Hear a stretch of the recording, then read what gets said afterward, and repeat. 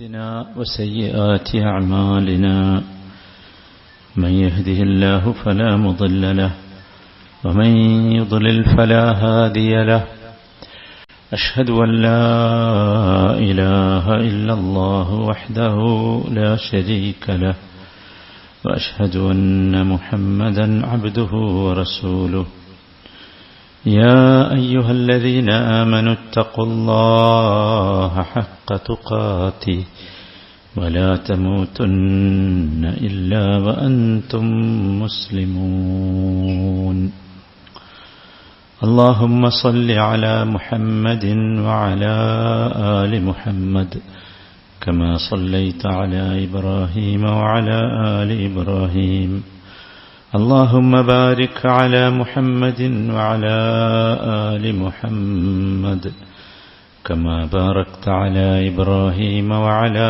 آل إبراهيم إنك حميد مجيد أما بعد فإن خير الحديث كتاب الله وخير الهدي هدي محمد صلى الله عليه وسلم وشر الأمور محدثاتها وكل محدثة بدعة وكل بدعة ضلالة أعوذ بالله من الشيطان الرجيم بسم الله الرحمن الرحيم ألف لام را كتاب أحكمت آياته ثم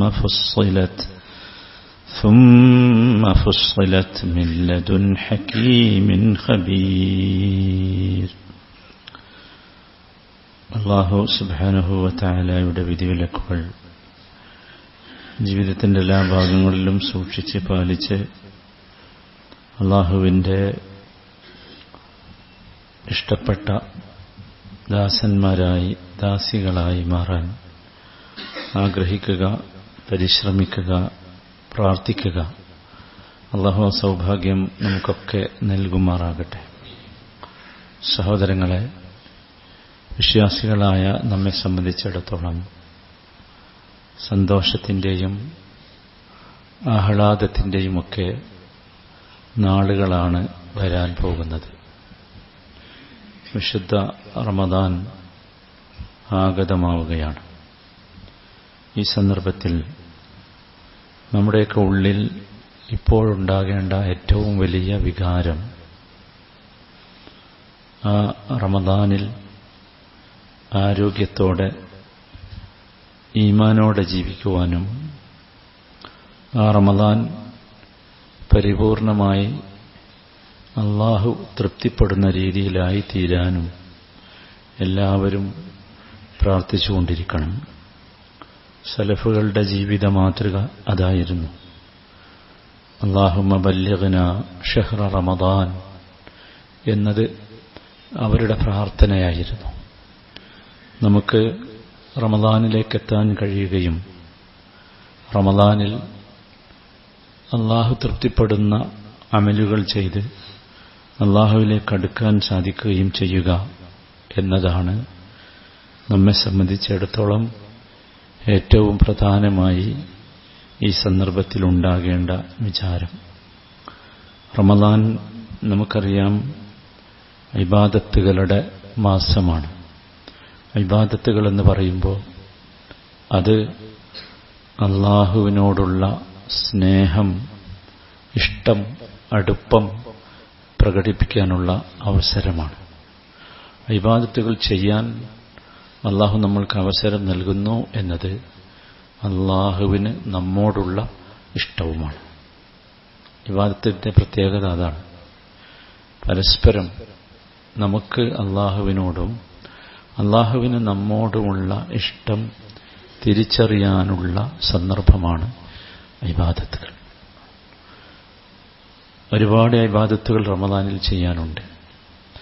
ഏറ്റവും പ്രധാനമായ റമദാനിൽ ചെയ്യേണ്ട ഇബാദത്ത് എന്ന് പറയുന്നത് ഖുർആനുമായി ബന്ധപ്പെട്ടാണ്.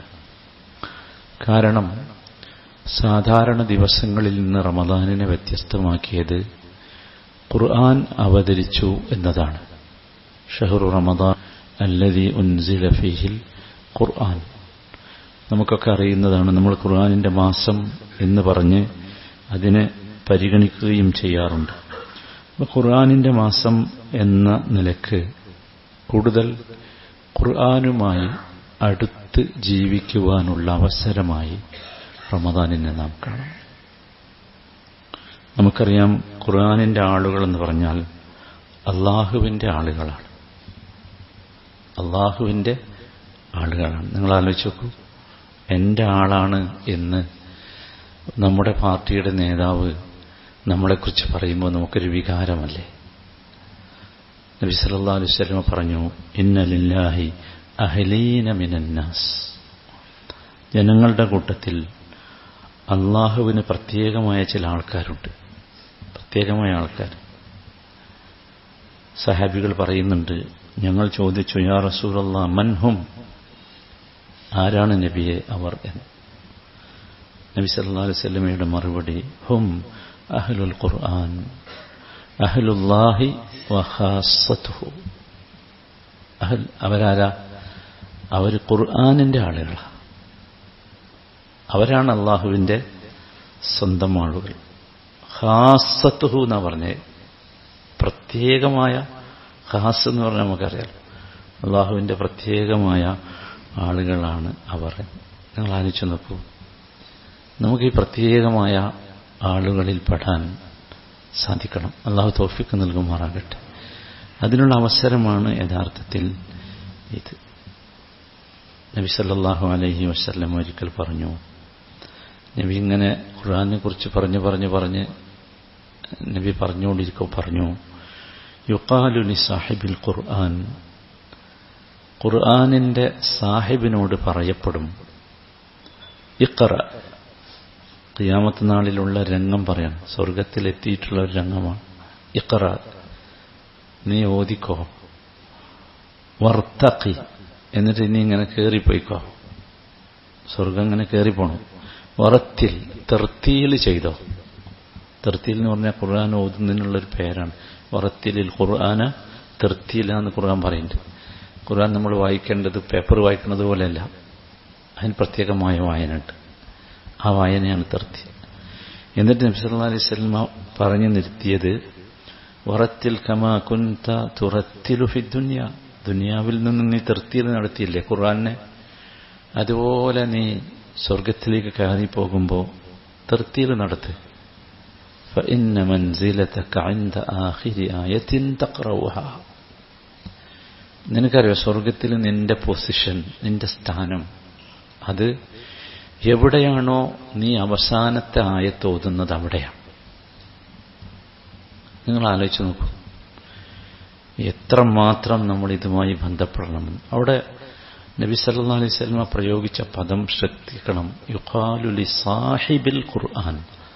സാഹിബുൽ ഖുർആൻ, സാഹിബ്. ആ പദം നമ്മൾ ധാരാളമായി കേട്ടിട്ടുണ്ടാവും. സഹാബത്തൊക്കെ അതിൽ നിന്ന് വന്നത്.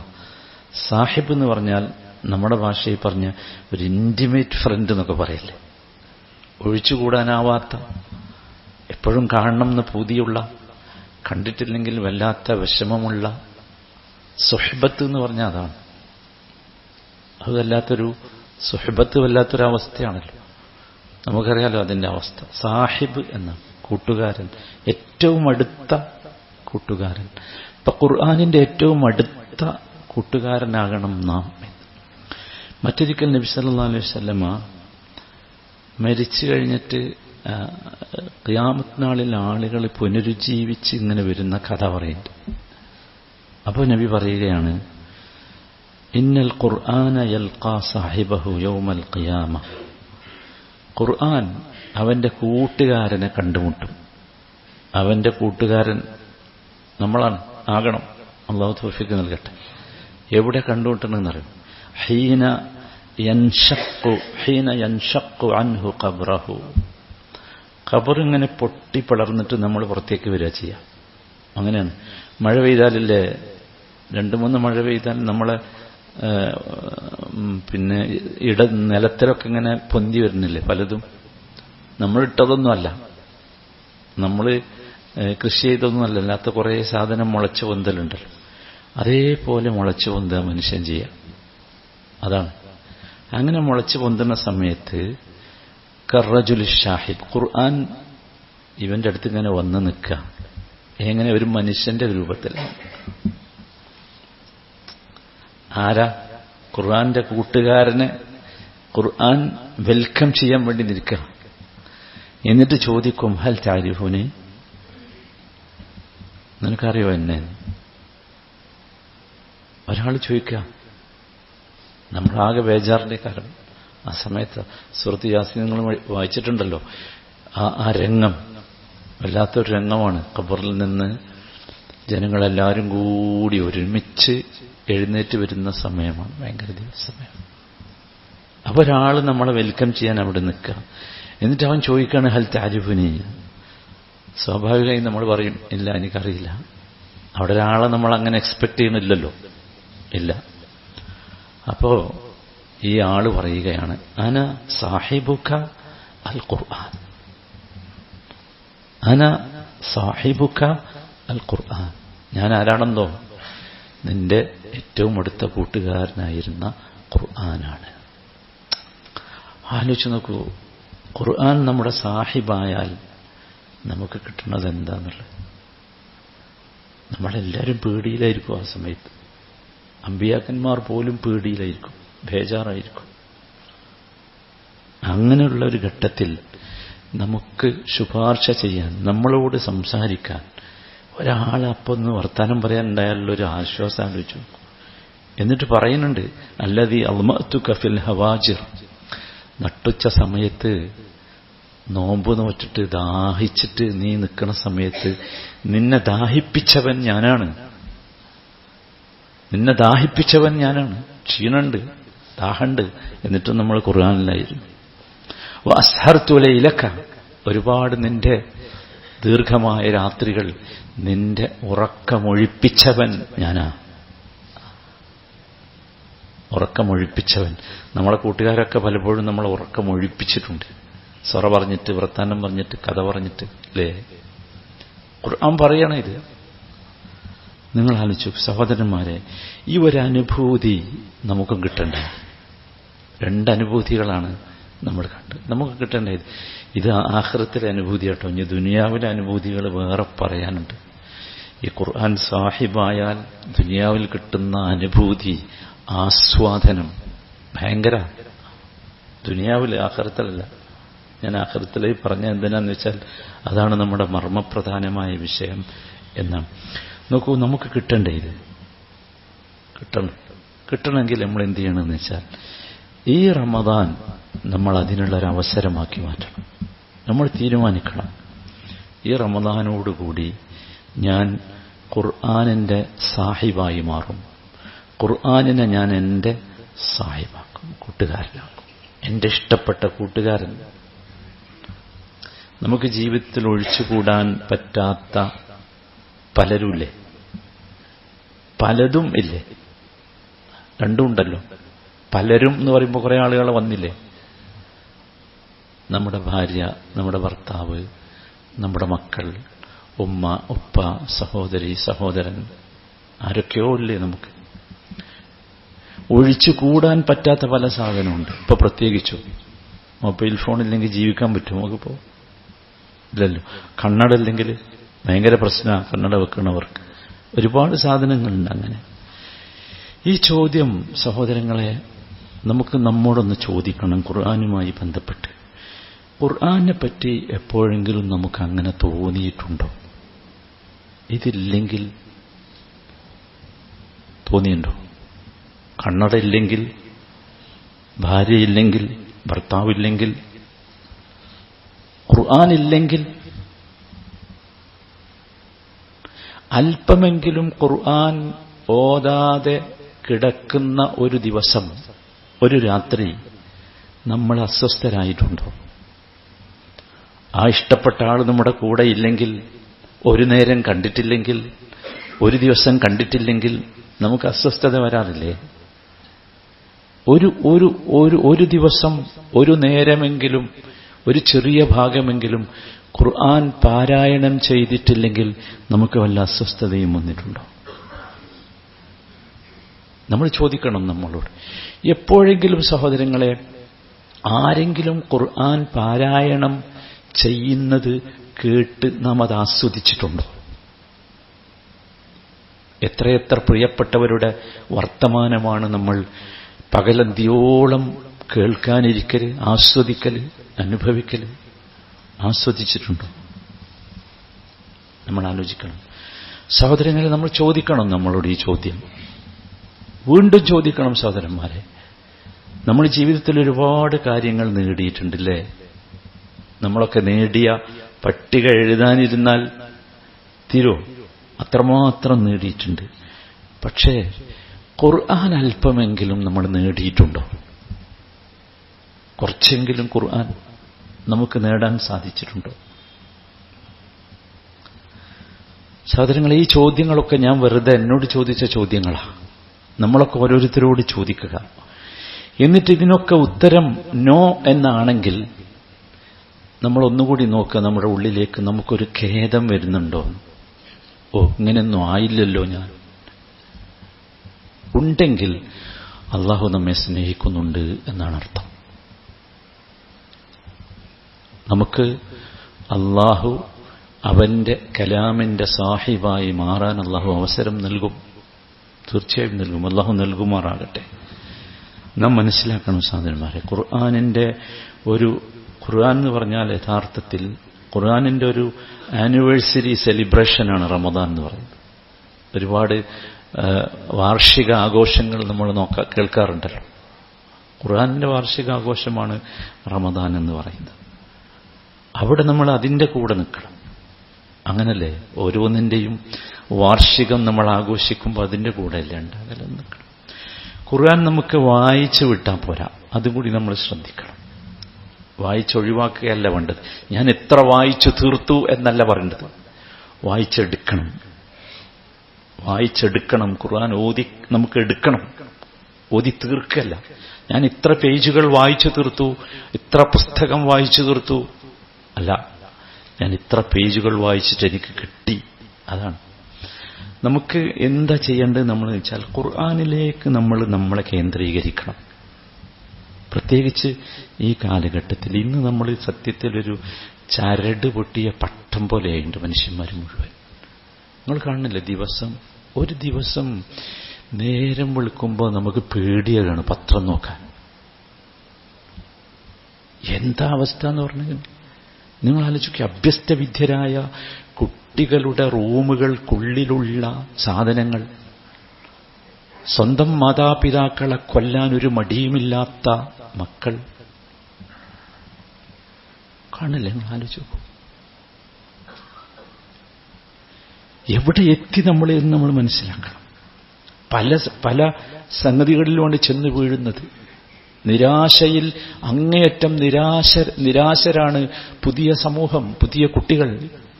കാണുകയാണ് ഓരോ ദിവസവും നിരാശ തീർക്കാനുള്ള മാർഗം ആത്മഹത്യയാണെന്നാണ് അവർ വിചാരിക്കുന്നത്. നിങ്ങൾ ആലോചിക്കൂ. പ്രതിസന്ധികളും പ്രശ്നങ്ങളും തീരാൻ ജ്യോത്സ്യന്മാരുടെയും അതുപോലെയുള്ള ആളുകളുടെയും അടുത്ത് ചെന്ന് അവര് പറയുന്നതാണ് ശരി എന്ന ബോധ്യത്തോടുകൂടി നിങ്ങൾ ആലോചിക്കൂ. സ്വന്തം രക്തബന്ധത്തിൽപ്പെട്ടവരെ അറുത്ത് മുറിക്കുവാനും കിണറ്റിലെറിയാനും ഇങ്ങനെയൊക്കെ കൊന്നുകളയാൻ ഒരു മടിയുമില്ലാത്ത സമൂഹം എവിടുന്നാ വന്നത്? ഇത് നമ്മൾ മനസ്സിലാക്കണം. നമ്മൾ ഖുർആനിലേക്ക് മടങ്ങേണ്ട സമയമാണിത്. ഇന്ന ഹാദൽ ഖുർആൻ യഹ്ദീ ലില്ലതീ ഹിയ അഖ്വം. നമുക്ക് ഉച്ചസ്ഥിരം പറയാൻ കഴിയണം. നമ്മുടെ ഉള്ളിൽ ആ വികാരമുണ്ടാകണം. ഈ ഖുർആൻ മാത്രമാണ് ഏറ്റവും നേരായ ചൊവ്വായ ദിശയിലേക്ക്, മാർഗത്തിലേക്ക് കൊണ്ടുപോവുക. വേറെ ആർക്കും കഴിയില്ല, വേറെ ഒന്നിനും കഴിയില്ല. ഏക പരിഹാരം ഖുർആനാണ്. ആ ഖുർആനിലുണ്ട് എല്ലാത്തിനുമുള്ള മറുപടി. പ്രതിസന്ധികളുടെ മുമ്പിൽ എന്തു ചെയ്യണം, പ്രശ്നങ്ങളുടെ മുമ്പിൽ എന്തു ചെയ്യണം, എന്റെ ആശകൾ പൂർത്തിയാകാതെ വരുമ്പോൾ എന്തു ചെയ്യണം, മുഴുവൻ ഖുർആൻ എന്ന് പറഞ്ഞാൽ മുഴുവൻ അതാ. ഖുർആനിന്റെ 3% മാത്രമാണ് നിങ്ങളറിയോ കൽപ്പനകളും വിലക്കുകളും ഉള്ളത്. 3% ബാക്കി മുഴുവൻ ഇതാണ്. എന്റെയും നിങ്ങളുടെയും ജീവിതത്തിന്റെ പച്ചയായ യാഥാർത്ഥ്യങ്ങളിൽ എങ്ങനെയാണ് നാം ജീവിക്കേണ്ടത് എന്ന് പറഞ്ഞു തരികയാണ് ഖുർആൻ. അതുകൊണ്ട് നമ്മൾ ഖുർആനുമായി നമ്മുടെ ജീവിതത്തെ ബന്ധിപ്പിച്ചു നിർത്താം. സഹാബികൾ അങ്ങനെയായിരുന്നു. ഖുർആനിന്റെ ഒന്നാമത്തെ കസ്റ്റമേഴ്സ് അവരാണല്ലോ. ഒന്നാമത്തെ ഉപഭോക്താക്കൾ സഹാബത്തായിരുന്നു. നിങ്ങൾ ഖുർആൻ വായിക്കുമ്പോൾ കണ്ടിട്ടുണ്ടാവും യസ്അലൂനക എന്ന് പറഞ്ഞ കുറേ സാധനം. യസ്അലൂനക മാദാ യുൻഫിഖൂൻ, യസ്അലൂനക അനിൽ അഹില്ല, യസ്അലൂനക അനിൽ ശഹ്രിൽ ഹറാം, യസ്അലൂനക അനിൽ ഖംരി വൽ മൈസിർ, യസ്അലൂനക അനിൽ യതാമ. നിങ്ങൾക്കറിയാം എന്താ യസ്അലൂനക എന്ന് പറഞ്ഞാൽ? അവർ നിന്നോട് വന്ന് ചോദിക്കുന്നു എന്നാ. ആരാണ് അവർ? ഖുർആൻ ഇറങ്ങുമ്പോഴുള്ള സമൂഹം. ഇവിടെ നീ എന്ന് പറഞ്ഞാൽ അള്ളാഹുവിന്റെ റസൂലാണ് സല്ലല്ലാഹു അലൈഹി വസല്ലം. അദ്ദേഹത്തോട് ഒന്ന് ചോദിക്കുകയാണ്. ഓരോ വിഷയത്തിലും അഭിപ്രായം ഒന്ന് ചോദിക്കുക.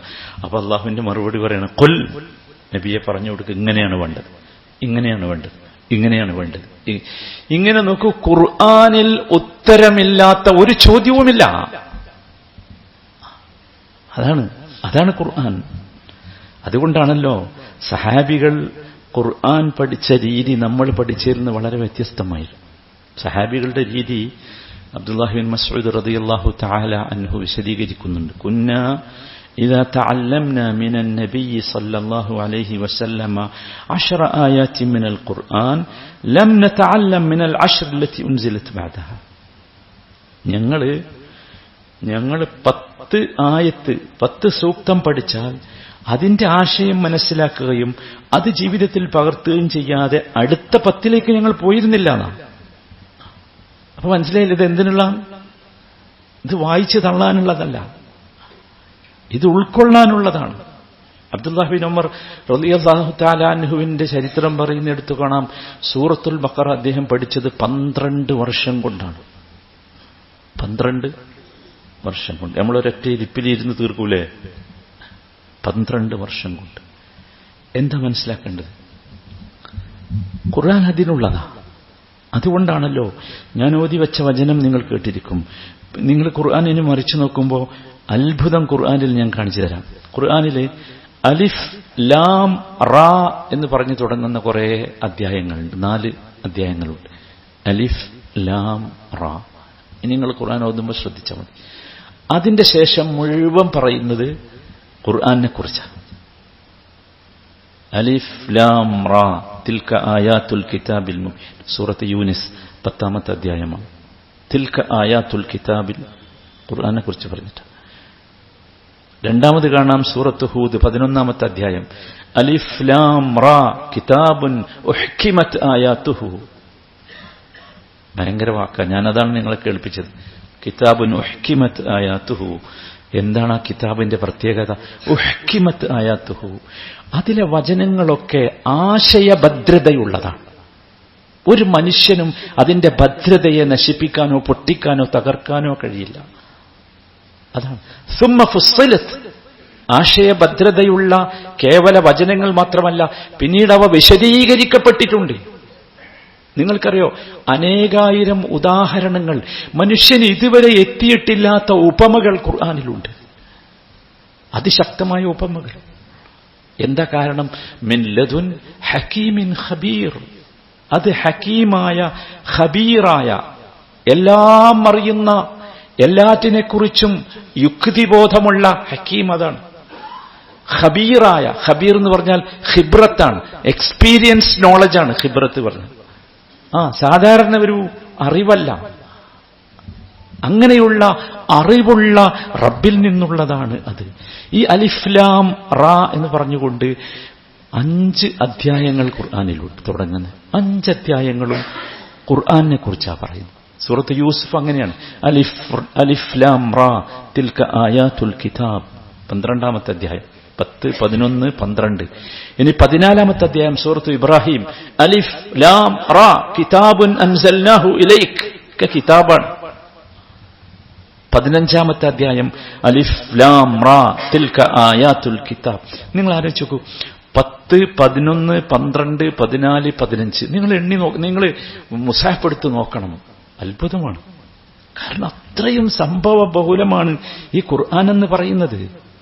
അതാണ് ഖുർആനെ കുറിച്ച് പറഞ്ഞത് തുടങ്ങുന്നത് തന്നെ അങ്ങനെയാണ്. സൂറത്ത് ഷൂറയിലെ 52-ാമത്തെ വചനത്തിൽ നബി സല്ലല്ലാഹു അലൈഹി വസല്ലമക്ക് ഖുർആൻ നൽകിക്കൊണ്ട് പറയുന്ന ഒരു വാക്കുണ്ട്, കദാലിക ഔഹൈനാ ഇലൈക റൂഹം മിൻ അംരിനാ. റസൂലിനോട് പറയാ, റസൂലെ, നാം നിങ്ങൾക്ക് റൂഹിനെ വഹയായി നൽകുന്നു എന്നാണ്. എന്താ റൂഹ് പറഞ്ഞാൽ? റൂഹ് എന്ന് പറഞ്ഞാൽ ആത്മാവാണ്, ജീവൻ. അതിനാണ് റൂഹ് എന്ന് പറയുന്നത്. എല്ലാവർക്കും അറിയാലോ, റൂഹ് പോയി എന്ന് നമ്മൾ പറയാറുണ്ടല്ലോ, റൂഹ് എന്ന്. ഖുർആനെ കുറിച്ച് നബി സല്ലല്ലാഹു അലൈഹി വസല്ലമക്ക് ഖുർആൻ ഇറക്കിക്കൊടുക്കുമ്പോൾ അല്ലാഹു തആല പറയുന്നത് റൂഹൻ മിൻ അംരിന, നമ്മുടെ കൽപ്പന പ്രകാരം ഒരു റൂഹിനെ നാം നിനക്ക് നൽകുന്നു. എന്തുകൊണ്ടാണ് ഇവരെ റൂഹ് എന്ന് ഖുർആനിനെ വിളിച്ചത്? പണ്ഡിതന്മാർ വിശദീകരിച്ചു, ലിഅന്ന റൂഹ യുഹ്യാ ബിഹിൽ ജസദ്. കാരണം ആത്മാവ് കൊണ്ടാണ് ശരീരത്തിന് ജീവൻ കിട്ടുന്നത്, ആണല്ലോ, ആണ്. അതുപോലെ വൽ ഖുർആൻ തുഹ്യാ ബിഹിൽ ഖുലൂബ്, ഖുർആൻ കൊണ്ടാണ് ഹൃദയങ്ങൾക്ക് ജീവൻ കിട്ടുന്നത്. അതുകൊണ്ടാണ് റൂഹ് എന്ന് പറഞ്ഞത്.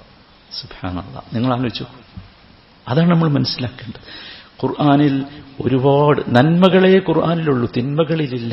തിന്മകളെ കുറിച്ച് ഖുർആൻ പരാമർശിക്കുന്നേയില്ല. നമ്മൾ ശരിക്കും ശ്രദ്ധിക്കണം.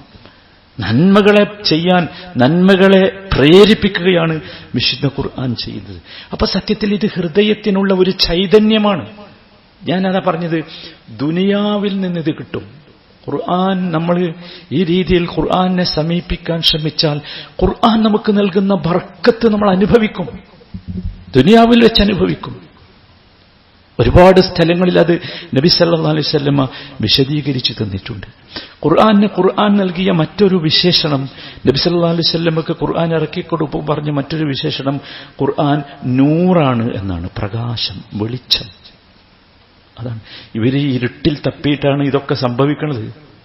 വല്ലാതെ ഇരുട്ട് കൊണ്ടാണ് മനുഷ്യരിങ്ങനെ അനുഭവപ്പെടുക, ജീവിതം ഇരുട്ടായി. നമ്മൾ അങ്ങനെ ഇരിക്കും. ഖുർആൻ എന്ന കൂട്ടുകാരൻ നമ്മുടെ കൂടെയുണ്ടെങ്കിൽ ആ ഇരുട്ടിനെ വകഞ്ഞു മാറ്റാവുന്ന വെളിച്ചം നമുക്ക് കിട്ടും. നബി തിരുമേനി സല്ലല്ലാഹു അലൈഹി വസല്ലമയോട് അല്ലാഹു തആല പറയാ, മാ കുൻത തദ്രി മൽ കിതാബു വലൽ ഈമാൻ വലാകിൻ ജഅൽനാഹു നൂറൻ നഹ്ദി ബിഹി മൻ നശാഉ മിൻ ഇബാദിനാ. ജഅൽനാഹു നൂറൻ. നബിയെ, താങ്കൾക്ക് എന്താണ് വേദമെന്നറിയുമായിരുന്നില്ല, എന്താണ് വിശ്വാസമെന്നറിയാമായിരുന്നില്ല, അങ്ങേക്ക് ഞാൻ നൂറിനെ തന്നില്ലേ എന്ന്. പ്രകാശം. സുബ്ഹാനല്ലാഹ്. എന്നിട്ട് ആ പ്രകാശത്തെക്കുറിച്ച് പറഞ്ഞ എന്താ? ലോകത്തുള്ള എല്ലാവരെയും വെളിച്ചത്തിലേക്ക്, നന്മയിലേക്ക് കൊണ്ടുപോകാവുന്ന വെളിച്ചം. സൂറത്ത് ഇബ്രാഹിം അങ്ങനെ തുടങ്ങിയത് തന്നെ. അലിഫ് ലാം റാ കിതാബുൻ അൻസൽനാഹു ഇലൈക തുഖ്രിജൻ നാസ മിനൽ ളുലുമാതി ഇലൻ നൂർ. ഇരുട്ടുകളിൽ നിന്ന് പ്രകാശത്തിലേക്ക് സമൂഹത്തെ നയിക്കാൻ നിനക്ക് നൽകുന്നതാണ് നബിയെ ഇത് എന്ന് പറഞ്ഞുകൊണ്ടാണ്.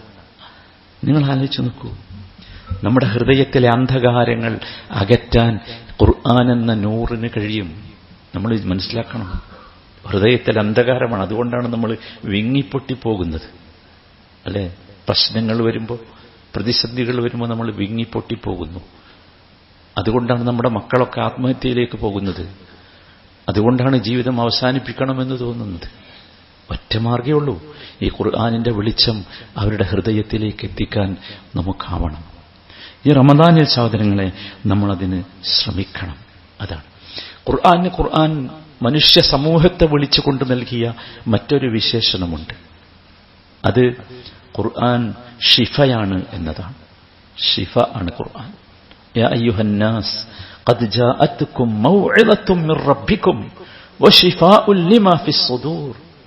മൗഇദത്താണ്, അതൊക്കെയാണ്. കാരണം എന്താ?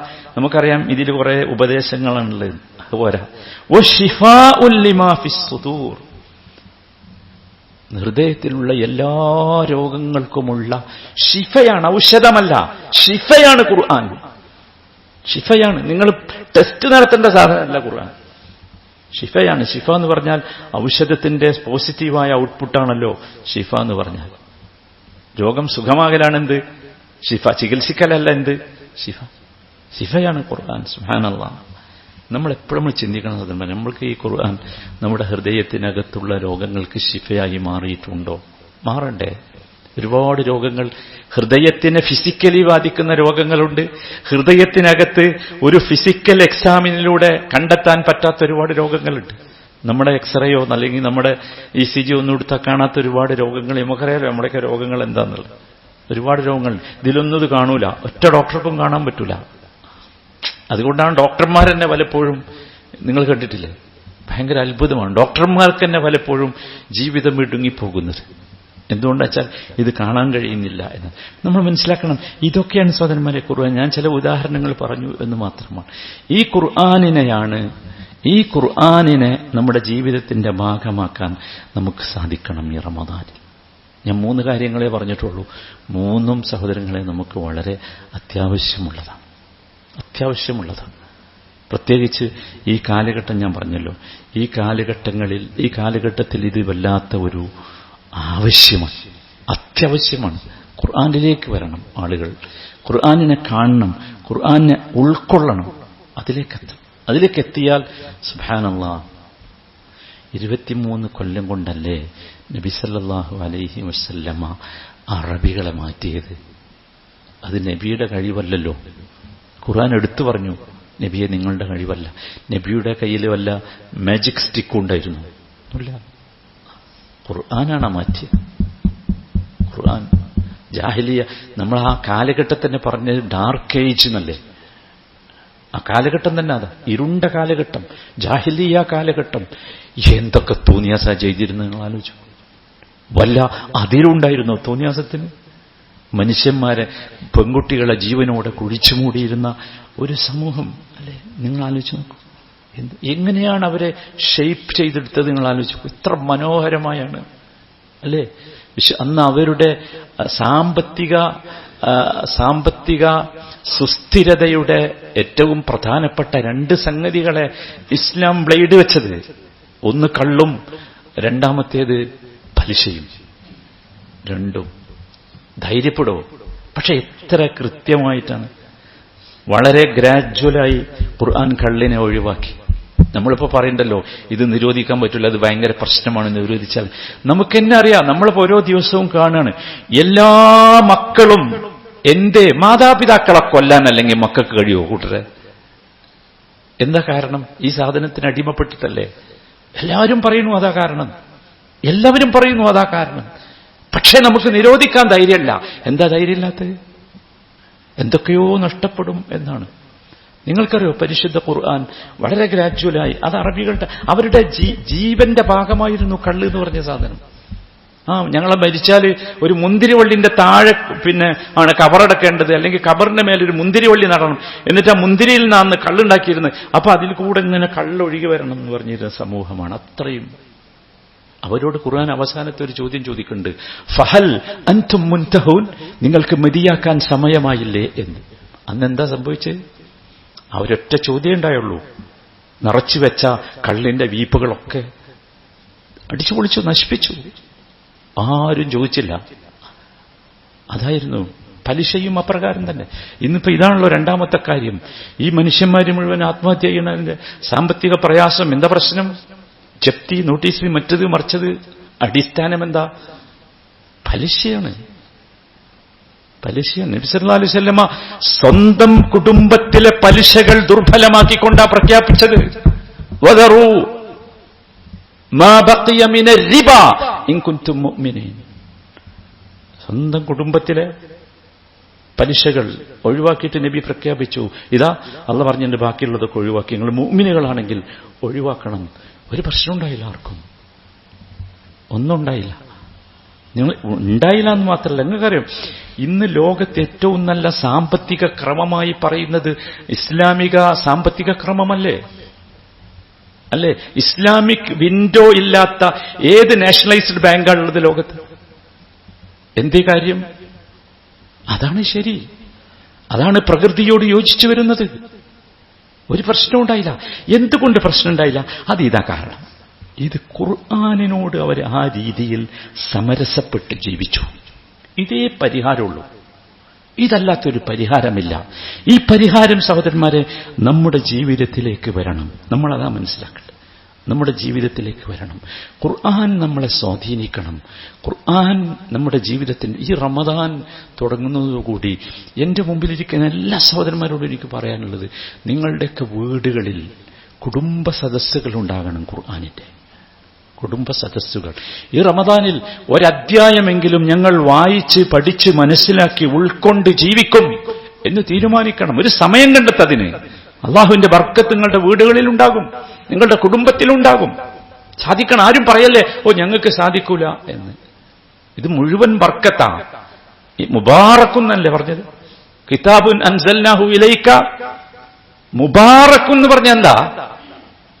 അതിൽ കുറെ തിയറി ഉണ്ട് എന്നല്ല, അതിൽ കുറെ സയൻസ് ഉണ്ട് എന്നല്ല. നമ്മളിപ്പോഴും അവിടെ ഇരിക്കണേ.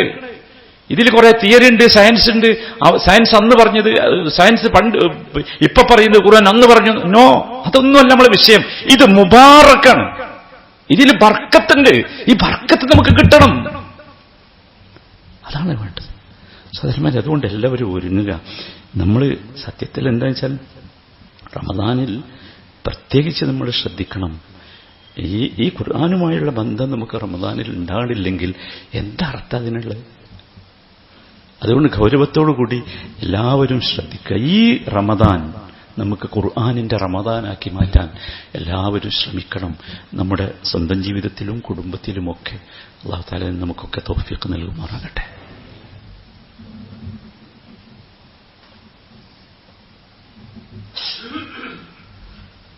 അൽഹംദുലില്ലാഹ് വസല്ലല്ലാഹു വസല്ലമ അലാ റസൂലിഹിൻ നബിയിൽ കരീം വഅലാ ആലിഹി وصحبه أجمعين أما بعد فاتقوا الله عباد الله. അല്ലാഹുവിനെ തഖ്വയുള്ളവരായി ജീവിക്കണമെന്നൊരിക്കൽ കൂടി ഓർമ്മിപ്പിക്കുകയാണ്. ഖലീഫ ഉമർ റളിയല്ലാഹു അൻഹുവിന്റെ ഭരണകാലത്ത് ഇസ്ലാമിക ലോകം വിശാലമായി. മദീനയിൽ പല നാടുകളിൽ നിന്നുമുള്ള നികുതി പണം കൊണ്ടുവന്നു. ഒരുപാടുണ്ട്. അപ്പൊ ഈ നികുതി പണവുമായി ഉദ്യോഗസ്ഥർ വന്നപ്പോ ഇത് പരിശോധിക്കാൻ വേണ്ടി ഉമർ റളിയല്ലാഹു അൻഹു പുറത്തേക്ക് വന്നു. അദ്ദേഹത്തെ കണ്ടപ്പോ നികുതി വിധിക്കുന്ന വലിയ ഉദ്യോഗസ്ഥൻ പറഞ്ഞു, യാ അമീറുൽ മുഅ്മിനീൻ ഹാദാ മിൻ ഫദ്ലില്ലാഹി വറഹ്മതി. അമീറുൽ മുഅ്മിനീൻ, ഇത് നമുക്ക് അള്ളാഹു നൽകിയ വലിയ ഫദ്ലാണ്, ഔദാര്യമാണ്, റഹ്മത്താണ്. ആ മനുഷ്യന്റെ മുഖത്ത് നോക്കി ഉമർ ഇബ്നുൽ ഖത്താബ് പറഞ്ഞു,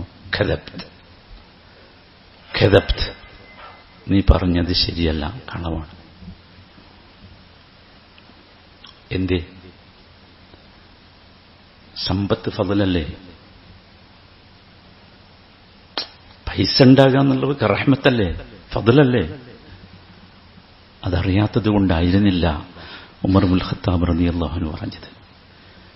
അദ്ദേഹം ആ മനുഷ്യനെ തിരുത്തുകയായിരുന്നു.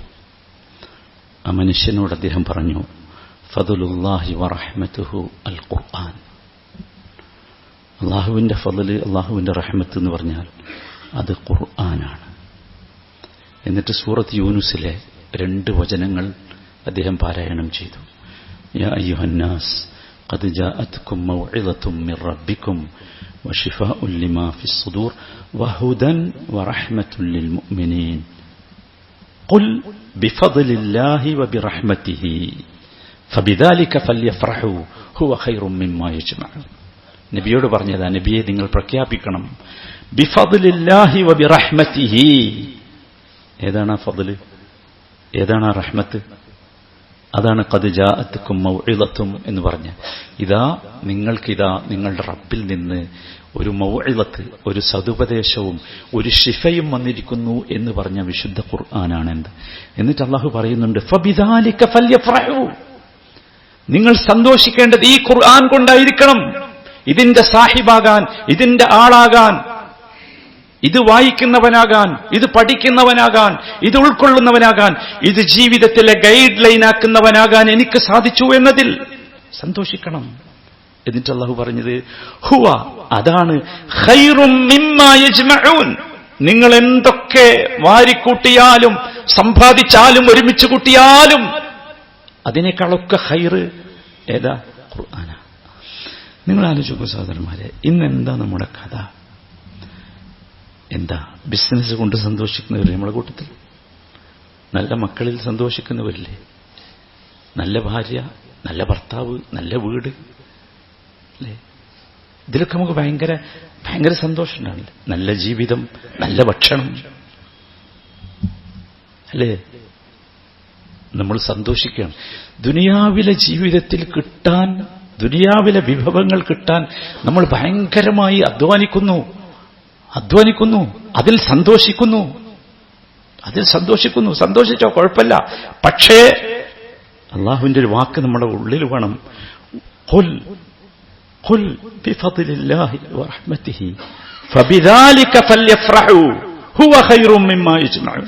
നമ്മുടെ സന്തോഷം, ഏറ്റവും വലിയ സന്തോഷമുണ്ടാകേണ്ടത് ഖുർആൻ നമുക്ക് കിട്ടുമ്പോഴാണ്. ദുനിയാവിലല്ല. ദുനിയാവെന്ന് പറഞ്ഞാൽ വമൽ ഹയാത്തു ദുനിയ ഇല്ലാ മതാഉൽ ഗുറൂർ. ഖുർആൻ അല്ലല്ലോ അത്. ദുനിയാവിലെ ജീവിതം എന്ന് പറഞ്ഞാൽ ഇവിടെ തീരും, ഇവിടെ അവസാനിക്കും. അതുകൊണ്ടാണല്ലോ ദുനിയാവിനെ കുറിച്ച് അള്ളാഹു ഖുർആനിൽ പറഞ്ഞ ഉപമ നിങ്ങൾ ശ്രദ്ധിച്ചിട്ടില്ല? എന്നല്ല അൽ-കഹ്ഫ് എല്ലാവരും ഓതിയല്ലേ? വദ്രിബ് ലഹും മസലൽ ഹയാത്തി ദുനിയ കമാഇൻ. ഉദാഹരണം എന്താ? വെള്ളം പോലെയാണ്. എന്താ വെള്ളം എന്ന് പറഞ്ഞാൽ? അതൊരു സ്ഥലത്ത് നിൽക്കൂല, അതങ്ങനെ ഒഴുകിപ്പോവും അല്ലേ? അതിനൊരു ഷേപ്പില്ല. ഏത് പാത്രത്തിലാണോ ഒഴിക്കുന്നത് അതായിരിക്കും അതിന്റെ ഷേപ്പ് അല്ലേ? അതധികമായാൽ പ്രശ്നമാണ്. വെള്ളം അല്ലേ? വെള്ളപ്പൊക്കം വന്നാൽ പ്രശ്നമാണ്. ആവശ്യത്തിന് കിട്ടിയെങ്കിൽ എന്താ ഉള്ളൂ? ഉപകാരപ്പെടുള്ളൂ. എന്തും മനോഹര അള്ളാഹുവിന്റെ ഉപമകളൊക്കെ അറിയോ? നമുക്ക് ബോധ്യാകാൻ വേണ്ടിയാ വെള്ളം എന്ന് പറഞ്ഞ് ഉപമ പറഞ്ഞു തന്നത്. സഹോദരന്മാരെ, ഞാൻ പറഞ്ഞു വരുന്നത് ഒരൊറ്റ കാര്യമാണ്. എന്താ വെച്ചാൽ ഈ സാധനം നമുക്ക് കിട്ടണം, ഈ ഖുർആൻ നമുക്ക് കിട്ടണം, നമ്മുടെ സാഹിബാകണം. ഖുർആൻ പഠിക്കാൻ നമ്മളൊക്കെ ശ്രമിക്കണം. എനിക്ക് സമയമല്ല എന്നാരും പറയരുത്. സമയം തന്നത് റബ്ബ, ആയുസ് തന്നത് റബ്ബ, ഓരോ സെക്കൻഡുകളും തരുന്നത് റബ്ബ, ശ്വസിക്കാനുള്ള വായു തരുന്നത് റബ്ബ, ആരോഗ്യം തരുന്നത് റബ്ബ. എന്നിട്ട് ആ റബ്ബ് ആദാ കിതാബുൻ അൻസൽനാഹു ഇലൈക എന്ന് പറഞ്ഞ ഈ കിതാബ് വായിക്കാനോ പഠിക്കാനോ എനിക്ക് സമയമില്ല എന്നാരും പറയരുത്. എല്ലാവരും ശ്രമിക്കണം. 5 ആയത്തേ പഠിച്ചിട്ടുള്ളൂ, 4 ആയത്തേ പഠിച്ചിട്ടുള്ളൂ എന്നൊന്നും പറഞ്ഞ് അവസാനിപ്പിക്കരുത്. ഈ ഏറ്റവും ചുരുങ്ങിയ സഹോദരങ്ങളെ, ഈ ഖുർആനിന്റെ മൊത്തം എന്താണ് എന്നെങ്കിലും നമ്മൾ ഗ്രഹിക്കണം. അതിനുള്ള അവസരം നിങ്ങൾ ആലോചിച്ചുണ്ടാക്കണം. ഖുർആനിലെ ഒരു അധ്യായം എന്ത് പറയുന്നു നമുക്ക് അറിയണ്ടേ? ഇത് അള്ളാഹു നമ്മിലേക്ക് അയച്ച ഒരു മെസ്സേജ് അല്ലേ? ആ മെസ്സേജിൽ എന്താണ് നമ്മൾ അറിയണ്ടേ? അൽ-ബഖറ വലിയ സൂറത്താ, അതുകൊണ്ട് എനിക്ക് സമയമല്ല. നോ, പറ്റൂല. അപ്പൊ ആ മെസ്സേജ് കിട്ടുമോ? അതുകൊണ്ട് ആ മെസ്സേജ് ആ മെസ്സേജിന്റെ ഒരു സമ്മറിയെങ്കിലും നമുക്ക് കിട്ടണ്ടേ? ഒരു രത്ന ചുരുക്കമെങ്കിലും കിട്ടണ്ടേ? നമ്മൾ ആലോചിക്കണ്ടേ അതിനെക്കുറിച്ച്? 114 അധ്യായങ്ങളല്ലേ ഉള്ളൂ. വളരെ എളുപ്പമല്ലേ? അതിന്റെ ഒരു സമ്മറി കിട്ടണമെന്ന് നമ്മൾ ആഗ്രഹിച്ചാൽ എളുപ്പമല്ലേ? കിട്ടൂലേ? നമ്മൾ ആഗ്രഹിച്ച എന്തെങ്കിലും നടക്കാതെ പോയിട്ടുണ്ടോ സഹോദരന്മാരെ? നടക്കാതെ പോയിട്ടുണ്ടോ? അതുകൊണ്ട് ഈ റമദാനിൽ എല്ലാവരും ആഗ്രഹിക്കുക, എനിക്ക് ഖുർആന്റെ ഒരു സമ്മറി കിട്ടണം. ആഗ്രഹിച്ചാൽ മതി, അവിടെ എത്തും. ഒരു സംശയം വേണ്ട. നിങ്ങൾ ആഗ്രഹിച്ചു നോക്ക്, അത് കിട്ടും. ഈ റമദാനിലൂടെ എനിക്ക് ഖുർആനിന്റെ ഒരു രത്ന ചുരുക്കം കിട്ടണമെന്ന് വല്ലാഹി ഇഖ്ലാസോടുകൂടി, നല്ല നിയ്യത്തോടുകൂടി ആഗ്രഹിച്ചു നോക്കൂ. എന്നിട്ട് പ്രാർത്ഥിച്ചു നോക്കൂ. അല്ലാഹു തആല എത്തിക്കും. എങ്ങനെയൊന്നും എനിക്കറിയില്ല, എത്തിക്കും, ഒരു സംശയം വേണ്ട. കാരണം അതിനുള്ളതാണ് ഈ ഖുർആൻ എന്ന് പറയുന്നത്. അതുകൊണ്ട് സഹോദരന്മാരെ, ഖുർആനിനെ നമുക്ക് ആഘോഷിക്കണം. ഈ റമദാനിൽ ഈ രീതിയിൽ ഖുർആനെ ആഘോഷിക്കണം. എന്നിട്ട് ഞാൻ 2 അനുഭവം പറഞ്ഞിട്ടുള്ളൂ. ഇനി ഒരുപാട് അനുഭവങ്ങൾ. 2 അനുഭവം പറഞ്ഞല്ലോ. മരിച്ചിട്ട് ഖബറിൽ നിന്ന് എഴുന്നേറ്റ് ചെല്ലുമ്പോഴുള്ള ഒരു അനുഭവമുണ്ട്. 2ാമത്തേത് അള്ളാഹു നമ്മളെ സ്വർഗത്തിലേക്ക് എത്തിച്ചാൽ, തൗഫീക്ക് നൽകട്ടെ, എത്തിച്ചാൽ ഉള്ളൊരനുഭവം പറയും. ഇതൊന്നല്ല, ഒരുപാട് പറയാനുണ്ട്. ഖുർആന്റെ അനുഭവം അത്യത്ഭുതകരമാണ്. അള്ളാഹു തആല നിങ്ങൾ ആഗ്രഹിക്കുക, എല്ലാവരും ഒന്ന് ആഗ്രഹിക്കുക. ഈ ഖുർആൻ മനസ്സിലാകാതെ ഞാൻ പോകരുത് ഇവിടുന്ന്. ഖുർആന്റെ ഉള്ളടക്കം അറിയാതെ ഞാൻ പോകരുത്. ഞാൻ പോയാൽ ഞാൻ വലിയ നഷ്ടക്കാരനായിരിക്കും എന്ന ഒരു ചിന്തയോടുകൂടി ആഗ്രഹിക്കുക. അള്ളാഹു തരും. അള്ളാഹു ഖുർആനെ നമ്മുടെ ഹൃദയത്തിന്റെ പ്രകാശമാക്കും. നമുക്ക് ശിഫയാക്കും, നമുക്ക് വഴികാട്ടിയാക്കി മാറ്റും. നമ്മുടെ ജീവിതത്തിൽ ഒരു ഇരുട്ടും കയറൂല. നമ്മുടെയോ നമ്മുടെ മക്കളുടെയോ നമ്മുടെ കുടുംബത്തിന്റെയോ ജീവിതത്തിൽ ഒരു ഇരുട്ടും കയറൂല. നമ്മുടെ വീട്ടിലൊക്കെ ബർക്കത്ത് വരും. നമ്മുടെ എല്ലാ വിഷയത്തിലും അള്ളാഹു ബർക്കത്ത് തരും. അത്രമാത്രം അതിലെ അക്ഷരങ്ങൾ, അതിലെ ശബ്ദങ്ങൾ പോലും ബർക്കത്തുള്ളതാണ്. ശബ്ദങ്ങൾ പോലും. അതുകൊണ്ട് കേൾക്കാൻ പറഞ്ഞത് അല്ലേ? ഖുർആൻ പാരായണം ചെയ്ത് കേട്ടാൽ അൻസിതു, എന്നാലോ ലഅല്ലക്കും തുർഹമൂൻ, അതിൽ കൂടെ നിങ്ങൾക്ക് റഹ്മത്ത് കിട്ടും. കേട്ടാ മതി. സുബ്ഹാനല്ലാഹ്, ഇത്ര നല്ലൊരു സാധനം നമ്മുടെ കയ്യിലുണ്ടായിട്ട് സഹോദരന്മാരെ, നമ്മളിത് ഒഴിവാക്കി പോകാൻ പാടുണ്ടോ? പ്രത്യേകിച്ചും ഇങ്ങനൊരു മാസം ഇതിനായി നമുക്ക് തന്നിട്ട്. അതുകൊണ്ട് എല്ലാവരും ആഗ്രഹിക്കുക, കൊതിക്കുക, അള്ളാഹുവിനോട് ദുആ ചെയ്യുക. അള്ളാഹു നമുക്ക് എത്തിച്ചു തരും. റഹ്മുർ റഹീമായ റബ്ബ് നമ്മളൊക്കെ അസ്ഹാബുൽ ഖുർആനിന്റെ, അഹ്ലുൽ ഖുർആനിന്റെ ആളുകളാക്കി മാറ്റിത്തരുമാറാകട്ടെ. റഹ്മുർ റഹീമായ റബ്ബേ, ഞങ്ങൾ പറഞ്ഞതും ഞങ്ങളുടെ ഉള്ളിലുള്ള ആഗ്രഹവും സത്യസന്ധമാണ് റബ്ബേ, സത്യസന്ധമാണ്.